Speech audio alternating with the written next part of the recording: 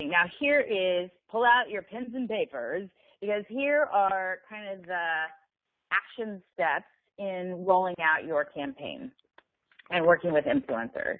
So obviously you outline your goals and expectations. You know, what do you want to achieve? Do you want donations? Do you want volunteers? Do you want awareness? Is there a hashtag? And what the kind of win of that would be. Then we create the ask. So that's when we would come in, or your marketing agency would come in and say, okay, what are we asking of our influencers to do? Is it create a video? Is it create a series of videos? Is it shout out their friends?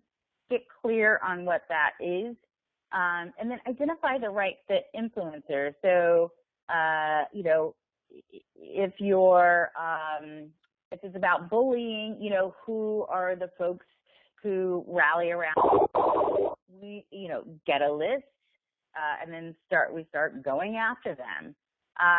One thing to note is, which is different than, again, celebrities and influencers, is they, again, own their distribution.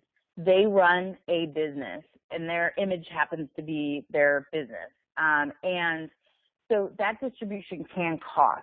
And, you know, whether that's the first step in, whether it's, oh, they'll tweet on my behalf or they'll give a shout out on our behalf, is if you think of it on a continuum, that's maybe step one in creating a relationship with an influencer. We'll see Monica Church a little later on. You know, she did this Donate the Bars video. She had such a great reaction. It propelled her into taking deeper steps in. And so then they're more apt to not charge. Like Tyler Oakley doesn't charge for the Trevor Project. That's what's near and dear to his heart. But if you're thinking of an influencer to amp up your campaign, then and there is, I mean, it has to be some sort of authentic alignment. But if there isn't a history, you know, don't be surprised if that's something that is part of the discussion. Allow creative freedom. The other thing that I think our community is used to is crafting a PSA or crafting how we present our mission out in the world. And that's great and fine. And it's great to bullet point out key points, key topics, key stats.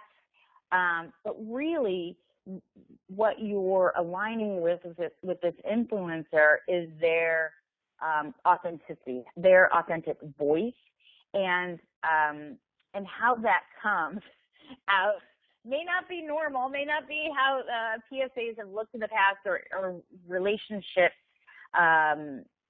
with other campaigns have looked in the past. But these tend to be super effective when an influencer is authentically aligned with a cause and in their voice is expressing their relationship and why this is important and impactful, and then can have that call to action that activates their audience. So that creative freedom. And there's a video at the end for Tubathon where they can do it in 2 minutes. It's scandalous and scintillating, but that's the tone of the video, and that's what works for that audience. So you'll see, you know, it can push the boundaries in many ways. Launch, away you go, woo, there it goes.